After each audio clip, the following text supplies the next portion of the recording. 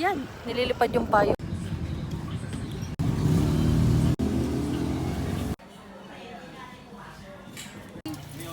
Good day mga ka-Eclectic! So for today's video ay off muna kami dahil irerespeto muna natin ang mga patay.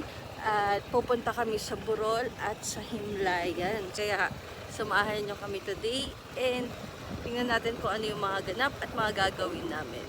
Magpapares muna kami. Pag nabili kami dito ng pares, kanya pares sa akin mami. Lagi may tatlong vlog. And ayun na nga mga ka-Eclectics, itatry ko itong pares sa may ketchup kasi masarap daw to. So nilagyan ko to ng itlog, laman, tsaka mami. After namin kumain ay nagdiretso kami sa bayan para bumili ng orange at saka kandila. At kung mapapansin nyo, maraming mga nagtitinda ng bulaklak dito sa may likuran. So nakabili na kami ng kandila at orange, lighter naman. Ito po. And ayan, on the way na nga kami papunta sa Himlayan.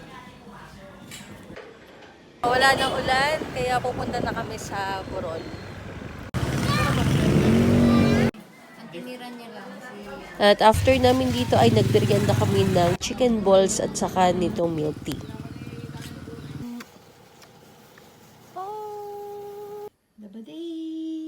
At pagka-uwi nga ay nagdiretso laban na ako para wala na akong gagawin kinabukasan. Saktong-sakto talaga tong Whirlpool para sa akin kasi hindi na hassle sa akin yung paglalaba. Aantayin mo na lang talagang matapos and ready to sampay na. Kailangan lang talaga laging malakas ang tubig kasi kung hindi, hindi rin ako makakapaglaban ng maayos. So naglagay lang ako ng konting Superox and ayan, isiset ko na nga ito. Tapos ayan, naantayin ko na lang siyang matapos. And ayan na nga mga ka-Eclectics ang aking pinagkaabalahan ngayong araw na to.